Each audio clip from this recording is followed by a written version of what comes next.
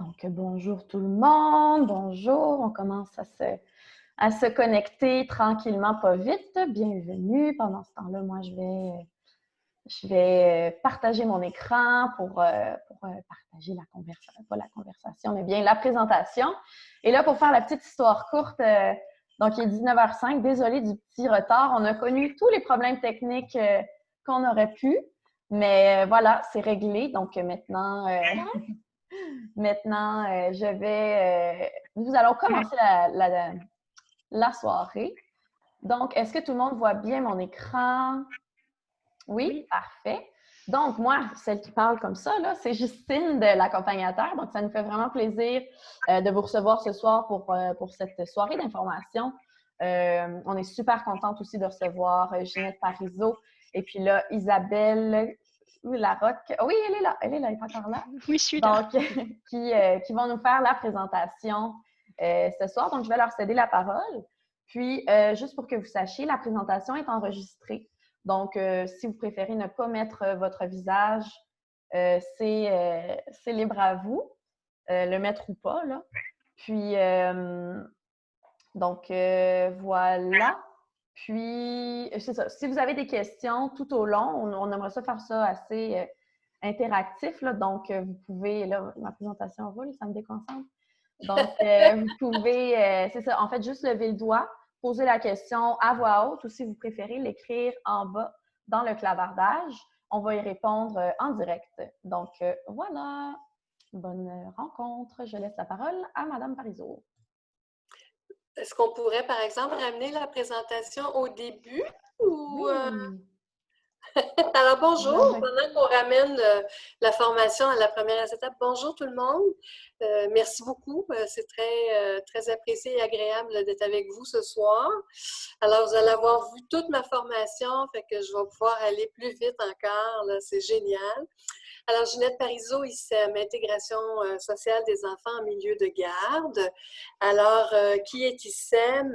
On est évidemment un organisme communautaire qui a une mission provinciale qui consiste à favoriser et faciliter l'intégration en service de garde des enfants qui présentent des déficiences, des situations de handicap ou des défis particuliers.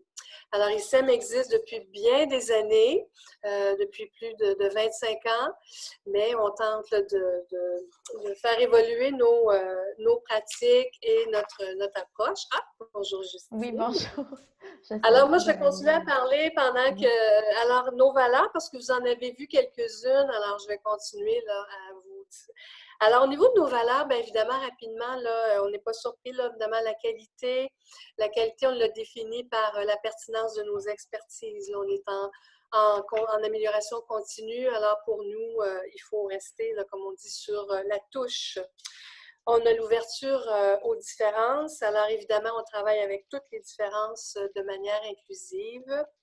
Évidemment, des approches inclusives qui visent l'adaptation, l'intégration, favoriser l'inclusion et l'intégration. Et on l'a mis comme valeur, on aurait pu le mettre de bien des façons, mais on voulait que ça soit une trame de fond pour l'ICEM, la cohérence. Et la cohérence, on l'a définie par la complémentarité des compétences de toutes les personnes qui tournent finalement autour de l'enfant en milieu de garde. Alors là, j'ai fait les valeurs. Alors là, je suis comme à... On a passé la mission, on a vu les valeurs, on va y arriver. Alors, au niveau des facteurs de réussite, bon, alors on les voit ici, nos valeurs, là, je vous les ai énumérées. Alors, la qualité, l'approche, la cohérence, puis l'ouverture aux différences. Nos facteurs de réussite, la nécessité de travailler en réseau avec les partenaires dans une vision d'interdépendance. Interdépendance, interdépendance dans le sens où on reconnaît les compétences de tous ceux qui gravitent autour de l'enfant ou de la situation d'intégration, d'inclusion. ICEM, on veut agir en amont, alors le plus possible en prévention de toute escalade possible de situation. Alors, plus on agit en amont, plus on évite des escalades de situations qui peuvent devenir problématiques. On fait évoluer notre expertise en fonction de l'évolution des besoins, bien sûr. On s'inscrit dans le continuum. On veut soutenir la première transition du milieu de garde à la prématernelle, à maternelle. Alors, on accompagne les intervenants, entre autres, là, dans l'accueil de l'enfant dans le service de garde scolaire. Puis, bien sûr, on veut bien faire reconnaître notre expertise. Ensuite, nos services. Alors, on a rapidement des services de soutien, de formation, de sensibilisation et on fait de l'animation clinique. Alors, nos services de soutien, bien évidemment, c'est des services de soutien dans le milieu de garde. Dans le milieu de garde, le CPE ou service de garde scolaire, qui est notre majeur. Évidemment, l'exercice de soutien est à l'égard de l'éducatrice qui a un défi avec un enfant qu'on souhaite maintenir intégré et inclus dans son milieu de garde. Alors, à partir, évidemment, d'observations participantes, on accompagne les éducatrices. On fait un plan de soutien individualisé avec la personne. On convient du soutien dont on a besoin. Et on fait beaucoup d'outils sur mesure pour aider l'éducatrice à bien accompagner l'enfant et s'assurer qu'il puisse demeurer dans les activités régulières du service de garde scolaire. Évidemment, le soutien, on le fait en présentiel, dans l'époque où on était pré-COVID. Mais ICEM, on travaille beaucoup avec la plateforme depuis plusieurs années. On fait de la formation en ligne. Alors, on peut faire du soutien par notre plateforme.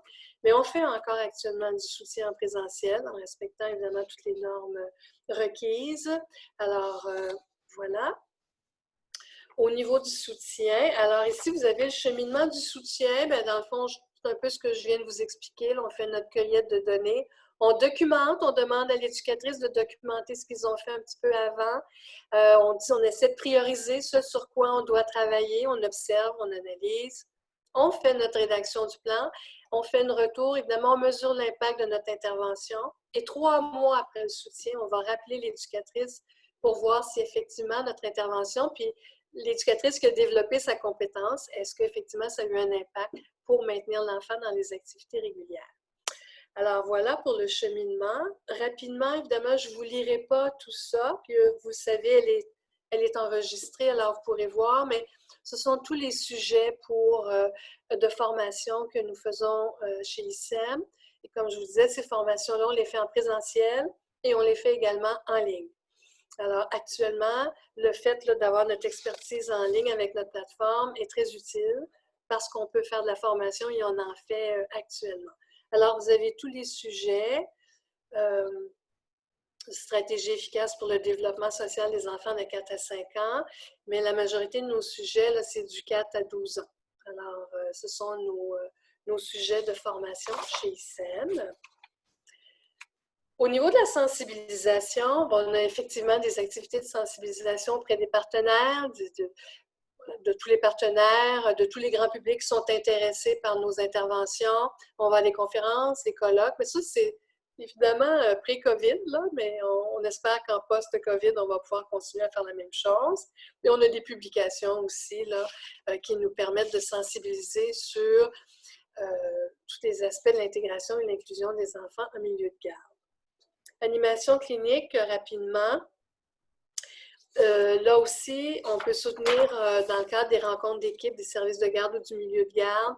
On documente un sujet spécifique et on peut aller animer les intervenantes dans le cadre d'une rencontre d'équipe sur un sujet spécifique. Alors ça, c'est une activité qu'on fait également.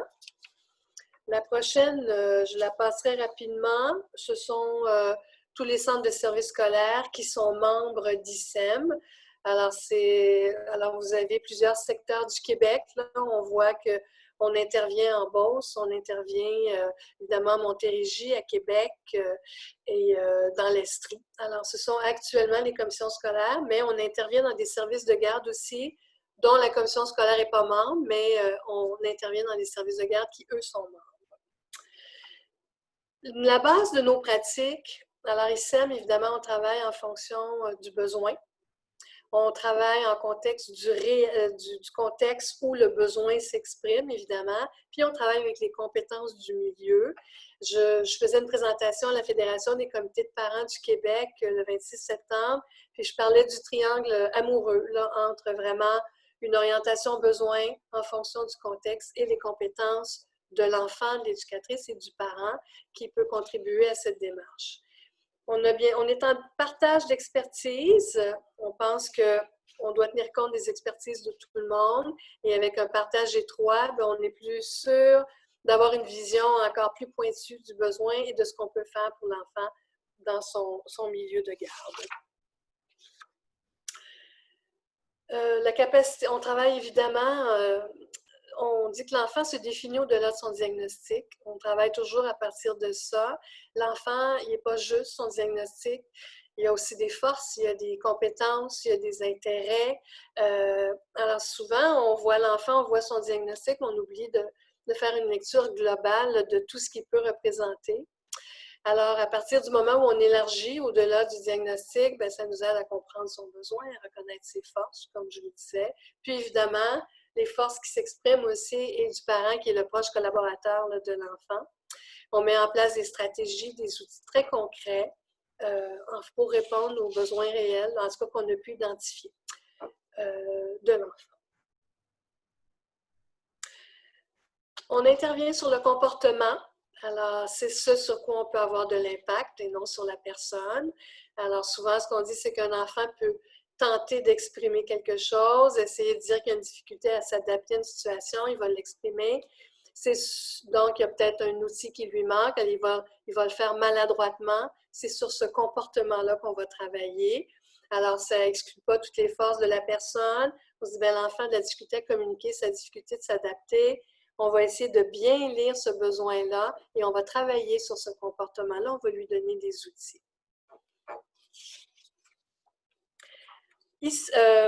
On s'est inscrit, ICEM, également là, à l'appel d'offres pour la prévention et intimidation par le ministère de la Famille. On a développé effectivement dans ce cadre-là un projet de formation en prévention d'intimidation pour les milieux de garde, pour les services de garde. Et on a eu une chargée de projet là, qui a travaillé spécifiquement là-dessus avec les conseillères d'ICEM. Alors maintenant, notre matériel est disponible et notre formation s'appelle « Semer la bienveillance » pour favoriser là, une communauté scolaire inclusive. Et je crois qu'à la prochaine acétate, j'ai une mini vidéo à vous partager. Oui, là, est-ce que c'est moi qui clique ou c'est... Ah, c'est parti. Est-ce que ça fonctionne?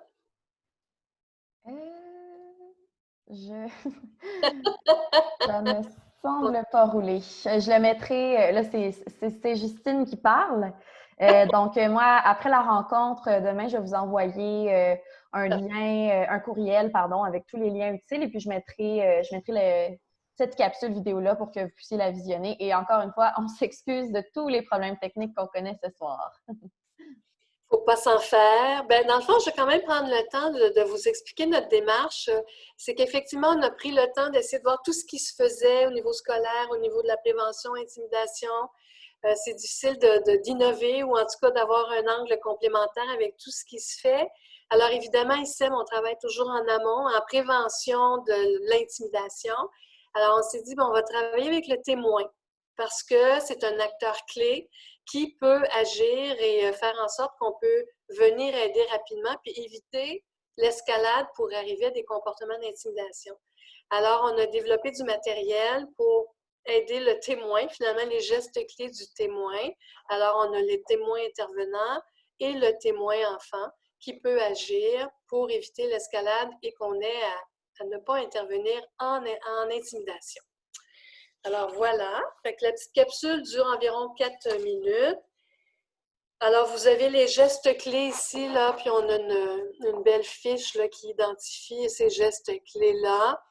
Alors évidemment, cette fiche-là que vous voyez est installée dans les milieux de garde à la hauteur des enfants. Elle est vraiment faite là, pour les enfants. Alors, je reconnais les gestes, je vais chercher de l'aide. Bon, je ne passerai pas à chacune des étapes, mais on a toutes les actions possibles pour les témoins, tant enfants qu'intervenants. Place à l'école. Alors, Place à l'école est un magnifique projet on est soutenu par la Fondation Mirella et Lino Saputo. Et depuis un an, on travaille à définir de quelle façon on peut soutenir davantage les parents qui ont un parcours d'intégration pour leurs enfants à l'école. Alors nous, ICEM, étant donné qu'on a une mission provinciale, bien, on s'inscrit pour être un outil supplémentaire pour aider ou en tout cas soutenir les parents qui ont plusieurs décisions à prendre. Il y a beaucoup de démarches à faire avec l'école. Alors nous, on a à définir des modalités d'accompagnement pour vous, les parents, pour le parcours d'intégration. Et je vous dirais que depuis 1 an, bon, le projet, on est rendu là à bientôt être capable de répondre à vos appels et à vos courriels. On a, d'ailleurs, elle est là, on a Alexandra, notre agente de liaison, qui va vous recevoir parents. Et si vous avez besoin d'outils, de soutien, d'informations avec des enjeux au niveau de l'intégration scolaire, bien, nous, Place à l'école, on sera là pour répondre à vos questions. On est en développement d'outils, éventuellement de formation. Alors, on a notre numéro de téléphone, tout est prêt. Je vous dirais que d'ici début novembre, puis on donnera l'information, évidemment, suite à ce soir, les coordonnées pour pouvoir nous rejoindre parce qu'on peut nous rejoindre maintenant. Alors, vous avez donc Place à l'école, soutenir les parents. On veut soutenir les compétences des parents pour qu'ils se sentent partenaires reconnus et dans la démarche avec l'équipe école pour les enjeux que vous pouvez avoir dans le parcours d'intégration. La prochaine acétate. Alors ça, c'est une démarche qu'on a fait. On a fait des focus group avec des parents, avec des comités HDA. Vous la voyez peut-être pas tellement bien, mais on a voulu identifier un comportement que vous nous avez nommé, que les parents nous ont nommé. Quels sont les comportements qui nous permettent de dire, ben moi, comme parent, je me sens bien accompagnée à l'école.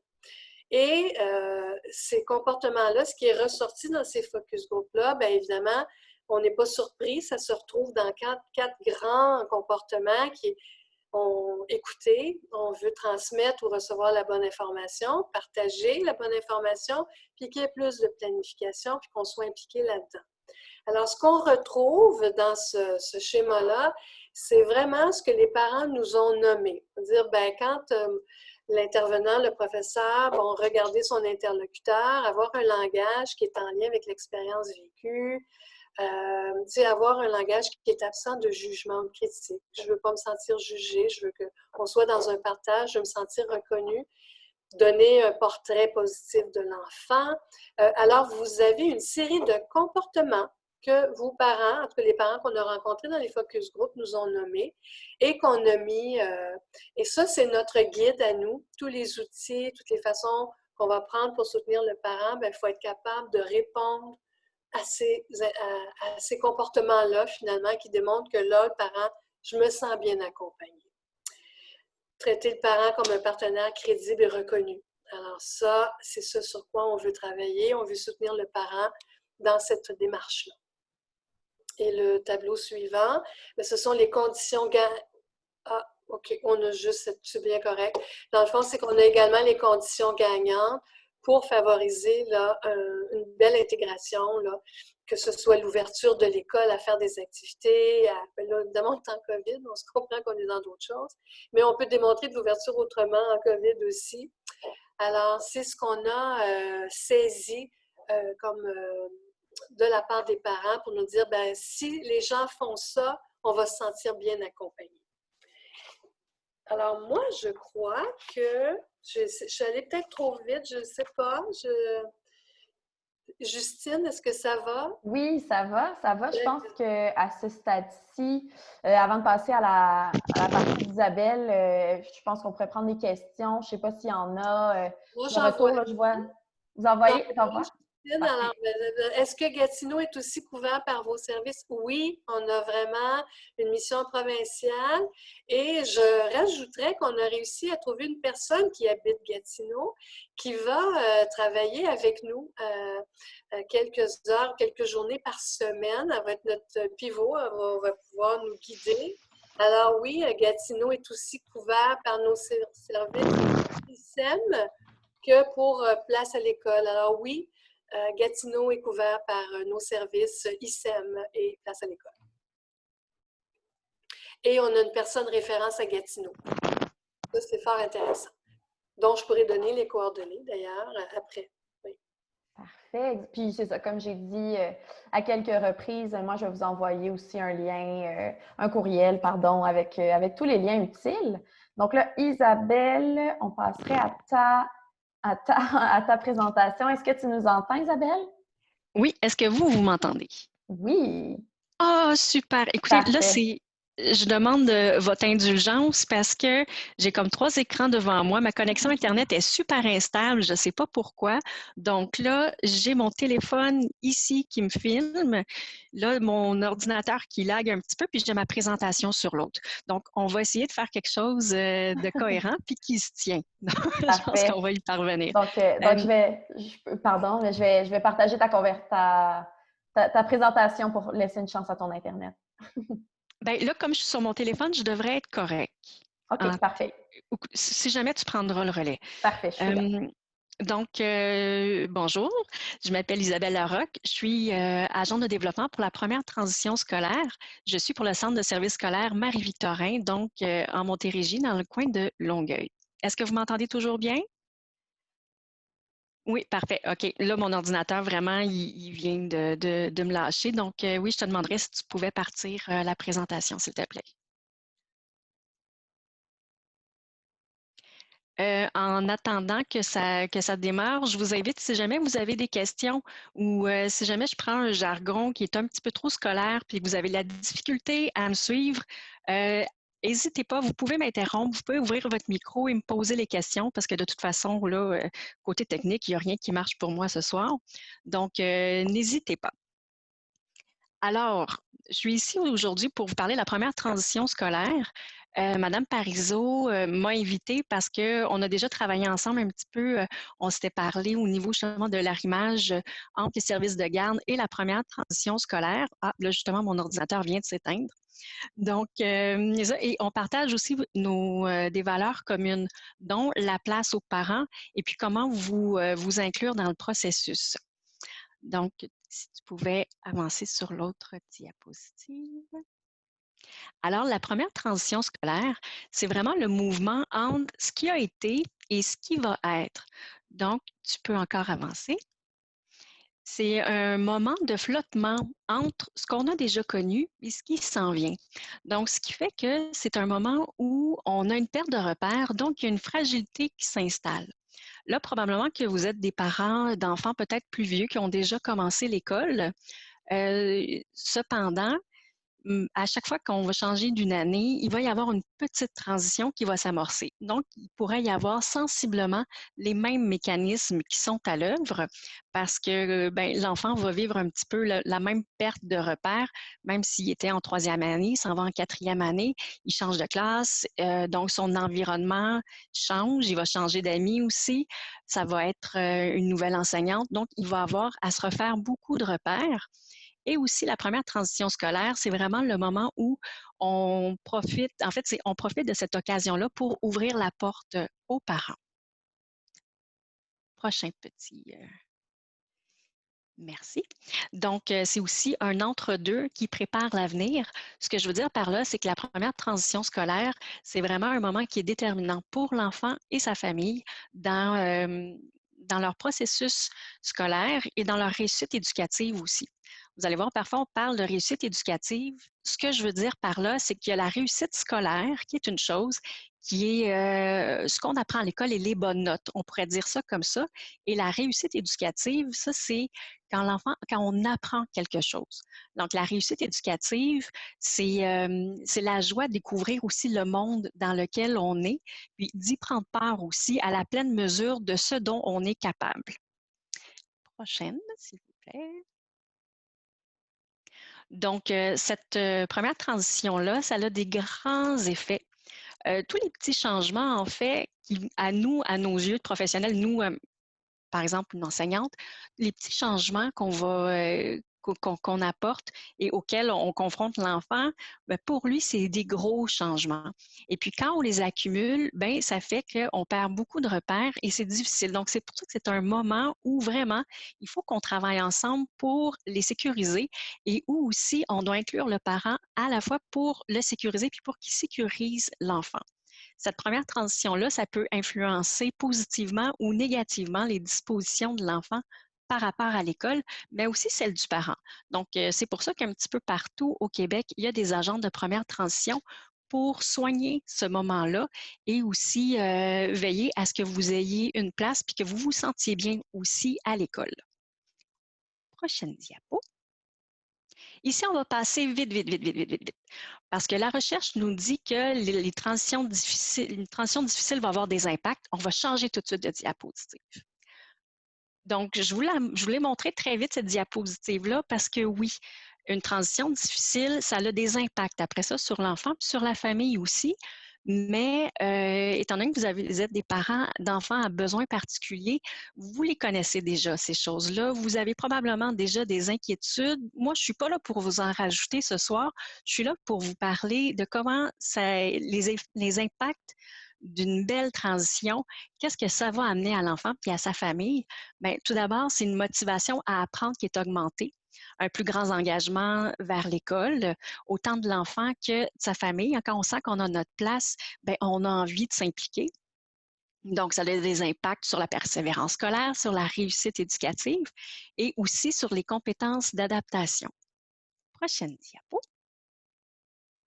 Si jamais je parle trop vite, vous me le dites. Encore là, on passe vite, vite, vite, s'il te plaît, Justine. Les facteurs de vulnérabilité, on l'a vu vite, vite, il y a une grande énumération, il y en a beaucoup. Donc, c'est pour ça qu'il faut qu'on mette en place les choses qui fonctionnent bien, puis qu'on mette un petit peu partout de la sécurité, tant pour votre enfant que pour vous aussi. Donc, les facteurs de vulnérabilité, toutes les familles en ont au moins une. Et on décide de miser vraiment sur le positif, ce qui va nous aider. Dans ce qui va aider l'enfant dans ses transitions, dans la première transition, mais aussi dans toutes les autres transitions, ben, c'est les qualités. On se rend compte que ce qui va beaucoup, beaucoup influencer le bien-être de l'enfant à l'école, c'est la qualité de ses relations, la qualité des relations avec les autres enfants, mais aussi avec l'enseignant.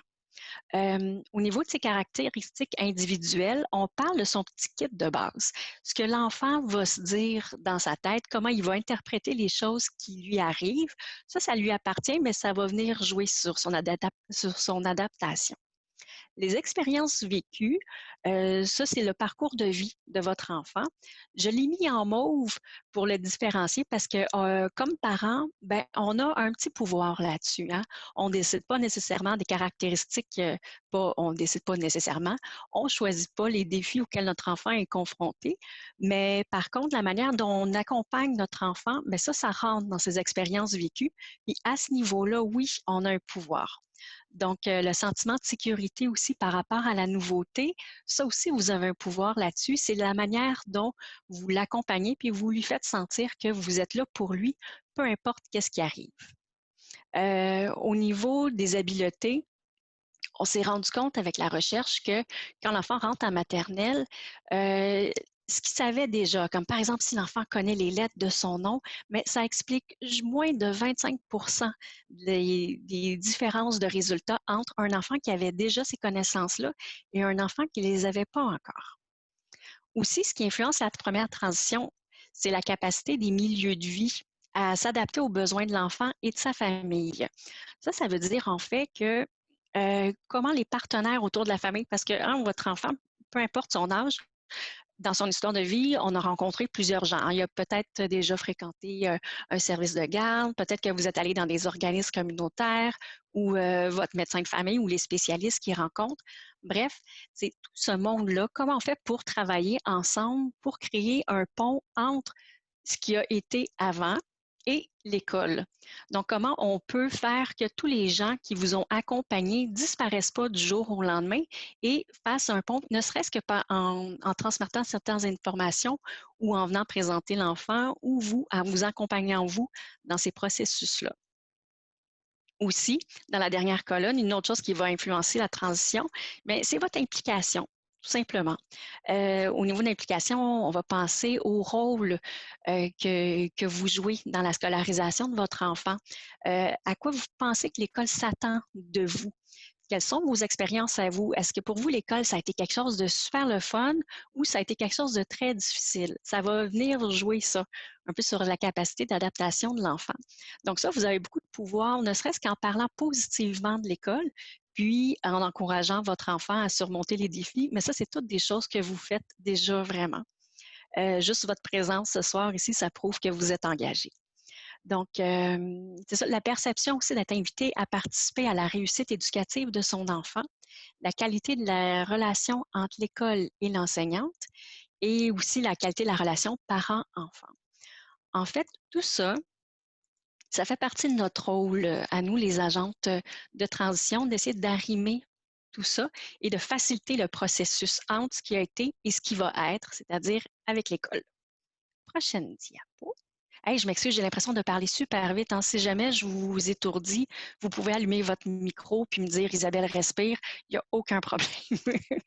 Donc, cette petite diapositive-là, ce qu'on voulait indiquer par là, ce qu'on voulait illustrer, c'était que, bon, c'est encore toujours le avant et le après, hein, la prochaine situation. Donc, l'école, le chiffre 1, par exemple, pourrait indiquer la maison.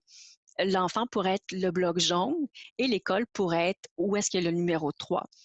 On s'est rendu compte, on sait aujourd'hui que tout ce qui est continuité, tout ce qui est déjà connu pour l'enfant et sa famille, ça va tracer le chemin jusqu'à l'école. Ça va tracer un chemin qui va être empreint de sécurité. Donc, la sécurité, c'est nécessaire pour l'enfant pour qu'il puisse apprendre et se développer à l'école. Donc, tout ce qu'il connaît déjà, si on est capable de l'amener à l'école, ça va l'aider. Et puis, vous, comme parents, vous êtes beaucoup le fil rouge, justement, qui sous-tend tout ça jusqu'à l'école. Prochaine diapo. Ici, c'est pour vous donner juste un petit visuel. Moi, je travaille sur le territoire du centre de service de... je ne suis pas encore habituée, je vais toujours dire commission scolaire, mais le centre de service scolaire Marie-Victorin, c'est à Longueuil. Pour vous donner une petite idée de l'ampleur de notre travail, on a 56 écoles à rejoindre qui font partie de 3 municipalités. Il y a 15 organismes communautaires familles. Et là, les petites pastilles mauves, quand on met le curseur dessus, ouais, on voit qu'il y a 2 territoires de CI3S. Il y a aussi 3 tables de constatation en petite enfance, 174 milieux de garde reconnus et 480 services de garde en milieu familial. Ça fait du monde. Donc, nous, notre travail, c'est vraiment d'arrimer tout le monde pour amener les différents partenaires à se parler pour vous accompagner puis accompagner votre enfant vers l'école. Prochaine diapo. Ah, vous vous dites que le son coupe un peu. Je suis vraiment désolée. Est-ce que vous pouvez quand même suivre? Oui, on peut suivre, Isabelle. OK, parfait. Super. Puis là, je ne sais même pas comment répondre sur le chat avec mon téléphone. Gênez-vous pas hein, pour m'interrompre. Donc, sur quoi on a basé nos travaux? Prochaine diapositive. Donc, on fait référence dans nos travaux sur 2 guides. Ces guides-là, ils ont été faits. Le premier a été par Isabelle, malheureusement, on a perdu ton son. Oh. Isabelle, je pense qu'elle ne nous entend pas. Ben alors, c'est Ginette Parizeau là, qui va prendre un peu le relais jusqu'à temps qu'Isabelle revienne. Alors, effectivement, on voit que le guide pour soutenir une première transition du Québec, mais il y a aussi particulièrement en Montérégie un cadre de référence montérégien pour soutenir une première transition harmonieuse vers l'école. Alors, effectivement, en Montérégie, comme Isabelle disait, les gens, on veut travailler le plus possible ensemble puis avoir une approche la plus pareille, tout le monde ensemble. Alors, tout le monde a travaillé, contribué au cadre de référence pour qu'on ait une approche semblable. Isabelle? Ah, mon Dieu, là, je ne sais pas qu'est-ce qui se passe. Hein, là, vous entendiez plus. Alors, Isabelle, j'ai expliqué cette diapo. OK, parfait. Merci. Je suis vraiment désolée. Je ne sais pas pourquoi le son ne fonctionne plus. Mais t'es revenu, c'est l'essentiel. Ben oui. Hey, mon Dieu, j'ai chaud. OK. Donc, on peut passer à la prochaine diapositive. OK. Donc, ici, c'est pour vous parler, quels sont les messages clés qui sortent justement de ces ouvrages-là, qui sont issus de la recherche. Donc, en bleu pâle, c'est encore une fois, c'est les endroits où nous, comme parents, on a du pouvoir. Donc, au niveau du ministère, le message clé qu'on porte, c'est un peu celui que Ginette porte aussi, hein, c'est la reconnaissance de votre place comme parent, comme premier éducateur de votre enfant. Aussi, il faut qu'on travaille ensemble au numéro 2 pour partager les responsabilités. La responsabilité de la scolarisation de vos enfants, mais c'est pas juste la vôtre. C'est aussi celle de l'école, c'est aussi les différents partenaires. Donc, c'est pour ça qu'il faut qu'on travaille ensemble, encore une fois. Il faut qu'on planifie et qu'on organise comme il faut ces premières transitions-là. Quand on parle de ça, c'est nous rappeler quelle réalité comme parents on vit. Parce que parfois, comme école, on a plein de belles idées où est-ce qu'on fait des activités, mais on oublie des fois de penser à nos réalités de famille. Comme par exemple, si je fais une activité sur l'heure du souper ou juste après, il faut que je pense, oui, mais est-ce que les familles qui sont autour de moi sont capables de se rendre à mon événement? Est-ce que le transport est adapté pour eux aussi? Il faut que je pense à moi déplacer peut-être un peu mon activité. Donc, à baisser les barrières pour vous permettre justement de prendre la place que vous voulez prendre aussi dans la scolarité de vos enfants. Là, j'ai vu une question apparaître, mais j'ai pas pu la lire. Ben, écoute, est-ce que je peux, dans le fond, est-ce qu'il y a une agente comme toi qui nous contacte pour la transition scolaire, puis où on doit faire la demande nous-mêmes? Est-ce que, je ne sais pas si Madame Brisson, je ne sais pas dans quelle région, mais est-ce qu'une agente comme toi, est-ce qu'on contacte finalement une agente comme toi pour nous accompagner dans la transition scolaire, puis où on fait la demande? En fait, c'est variable d'une commission scolaire à l'autre. Il y a des agents de première transition presque partout dans les commissions scolaires francophones au Québec. Comment ça se passe? On travaille beaucoup, tout dépendamment, c'est ça encore. Moi, je peux parler de nous à Longueuil, comment on fonctionne. On travaille en collaboration, on rentre en contact avec les garderies, par exemple, les centres la petite enfance, qu'on se parle ensemble, quels sont les besoins dans la région. Parfois, il y a des parents qui nous appellent et on les guide vers les personnes. On essaie de créer aussi un guichet d'accueil pour répondre aux questions. Donc, malheureusement, j'ai pas de réponse pour tout le monde. Cependant, si jamais vous m'envoyez la commission scolaire, je pourrais faire une recherche pour voir qui vous pourriez contacter. Parce que oui, c'est ça, les demandes, pour l'instant, on est un nouveau programme. Hein. On est arrivé en même temps que la maternelle 4 ans pour essayer d'arrimer justement tout ça, puis de redonner aux parents votre place dans la scolarisation de vos enfants. Et puis, on est à nos débuts. On est encore un peu en arrimage. Certains milieux sont plus avancés que nous, mais on a la chance de pouvoir se parler à travers certaines collègues du ministère qui organisent des rencontres et des moments d'échange entre nous. Et puis, à Montérégie, on est super chanceuse. On a une communauté de pratique où on travaille ensemble, on s'arrime, on développe des outils, des partenariats aussi. Donc, je vous dirais qu'on en est au début encore, mais ça bouge beaucoup, ça bouge vite et c'est en effervescence, là, justement pour mieux vous accompagner. C'est comme une urgence pour nous d'ouvrir l'école vers les familles. Donc, je pense qu'on pourrait passer à la prochaine. Est-ce que les centres de réadaptation seront vos futurs partenaires? Écoutez, nous, là, ce qu'on veut, c'est rejoindre tous les partenaires qui œuvrent autour des enfants. Donc, oui, là, je vais vous parler encore de notre démarche en Montérégie. On est en train de créer notre plan d'action au niveau du centre de services scolaires, donc avec différents acteurs de différents réseaux. Ça veut dire le municipal, le scolaire, les services de garde, le communautaire et la municipalité aussi. Donc, on a réuni des gens d'un petit peu partout, qu'on se parle ensemble des enjeux, qu'est-ce qu'on pouvait faire. Par la suite, on va descendre au niveau plus local, donc plus près des écoles pour voir autour les enfants qui viennent à l'école, d'où est-ce qu'ils viennent.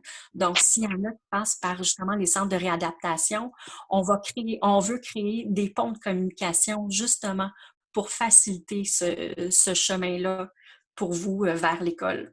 Parce qu'on sait que des fois, hein, on se sent un petit peu tout seul et démuni devant la grosse entité qui est l'école. On ne sait pas nécessairement par où rentrer. Donc, nous, vraiment, ce qu'on veut, puis ce qu'on fait présentement, c'est d'essayer de décloisonner ça un petit peu pour faciliter la communication puis l'accès. Est-ce que ça répond à votre question? Oui, OK, super. Gênez-vous pas, hein? Les questions, c'est les bienvenus. Donc, prochaine diapo. OK, on est déjà là. Donc, encore là, les orientations plus en Montérégie. Là, je vous parle encore là de la Montérégie, mais les valeurs dont je vous parle et dont Ginette aussi vous a parlé, c'est les mots d'ordre qui circulent à travers toute la province. Donc, de reconnaître que chaque enfant est unique, hein, qu'il faut prendre le temps de s'arrêter, de regarder son stade de développement et ses besoins. C'est primordial, mais il faut prendre le temps de s'arrêter pour le faire. Votre place à vous en tant que parent, il faut la reconnaître, il faut la valoriser aussi, il faut faciliter aussi l'accès. Inclure les services de garde, hein, parce que personnellement, je le vis, mon fils commence la maternelle cette année et effectivement, c'est plus les éducatrices du service de garde que je côtoie que sa professeure, son enseignante. Même si elle est super fine, elle est vraiment merveilleuse, reste que je suis en contact avec le service de garde beaucoup plus. Aussi, il faut porter attention aussi à ce que nos enseignantes vivent, hein? Parce qu'elles aussi sont en plein changement, surtout ces temps-ci avec la COVID, mais elles aussi, à chaque année, c'est une nouvelle transition pour elles. Donc, on se dit qu'en facilitant les choses aussi pour l'enseignante, on aide à les rendre plus disponibles pour vous accompagner, vous, puis surtout accompagner vos enfants. On travaille aussi à développer une culture d'accueil. Excusez, je parle vite, je vais prendre une gorgée d'eau. Donc, une culture d'accueil et d'ouverture sur la famille et la communauté.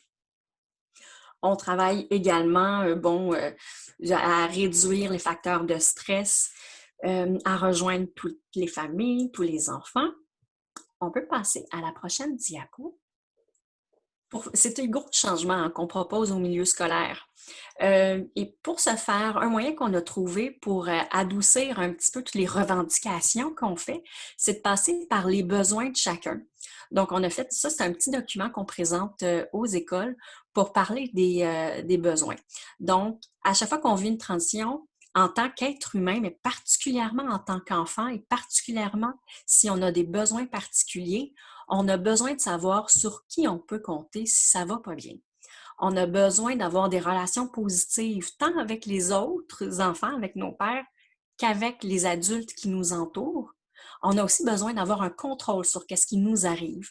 L'inconnu, c'est toujours insécurisant. Puis si je suis insécurisée, ben je suis pas disponible pour apprendre, puis probablement même que je suis pas capable de bien me comporter. Puis si je suis pas capable de bien me comporter parce que je suis trop stressée, ben ça se peut que mes relations soient moins positives. Ça rejoint vraiment ce que Ginette vous disait tout à l'heure. Les enfants ont aussi besoin de se sentir bons, de se sentir compétents. Au niveau des parents, puis ça, c'est vraiment un message que je porte haut et fort.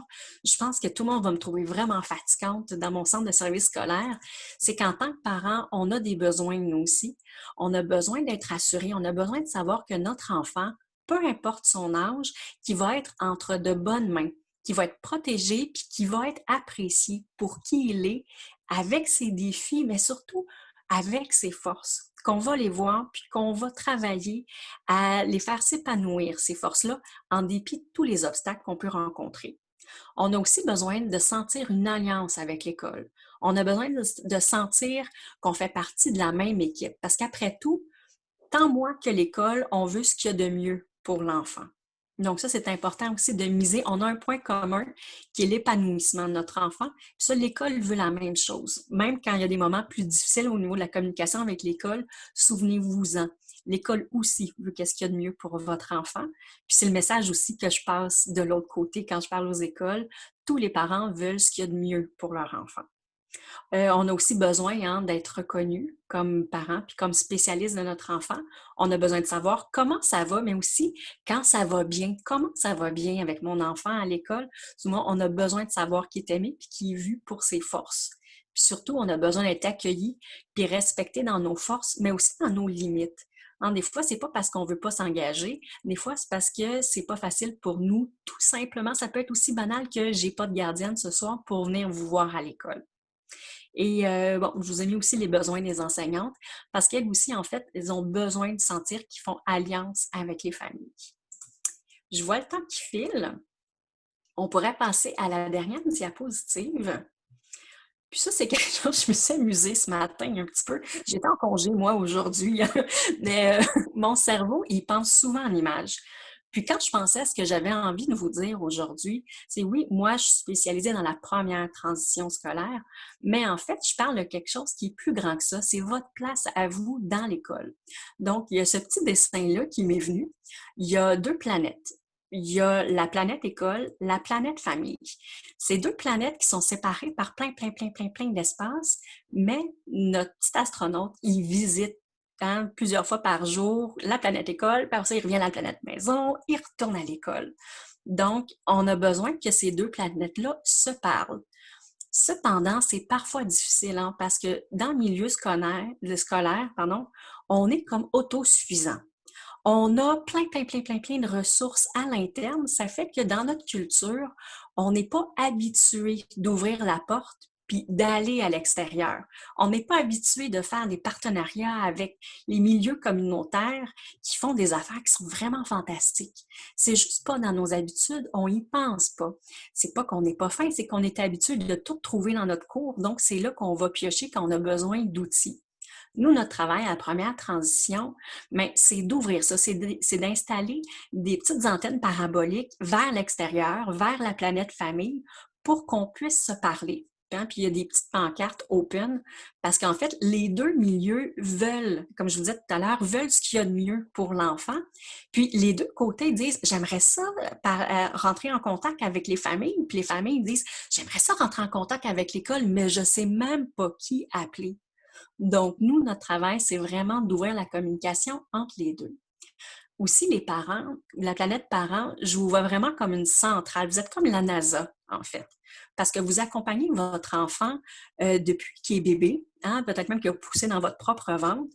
Donc, vous savez comment il s'est développé. Vous l'accompagnez depuis toujours. Puis, à chaque fois que vous rencontrez un spécialiste, c'est à vous qui parle. Donc, c'est vous qui ramenez tous les petits morceaux de casse-tête de l'identité de votre enfant. Mais par contre, il nous manque en tant que parents, même si on est super engagés, il va toujours nous manquer un petit bout de casse-tête. Comme mon fils s'appelle Alexis, moi, Alexis, à l'école, je le connais pas. Je l'ai pas, ce bout de casse-tête-là.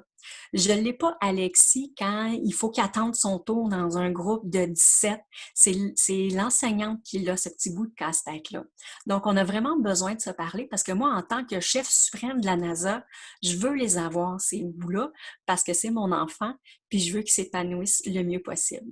Donc, c'est notre travail, à nous, les petites étoiles qui gravitons autour de vous, de faciliter les choses. Puis là, j'ai mis plein de petites étoiles, puis j'en ai mis loin, puis j'en ai mis les plus proches. Ça représente un peu toutes les agentes de première transition parce qu'on est partout autour de vous. On commence, mais on est là, puis on va essayer d'éclairer la route justement pour qu'on se parle plus facilement tout le monde. Et là-dessus, mon cellulaire va manquer de batterie. La totale. C'est super. Merci beaucoup. Donc, comme il nous reste encore un petit peu de temps, moi, ce que je propose à ce stade-ci, je peux arrêter l'enregistrement, puis on peut passer à une période de questions, puis peut-être plus d'échanges pour les 5 dernières minutes, si ça convient à tout le monde. Donc, je vais arrêter l'enregistrement.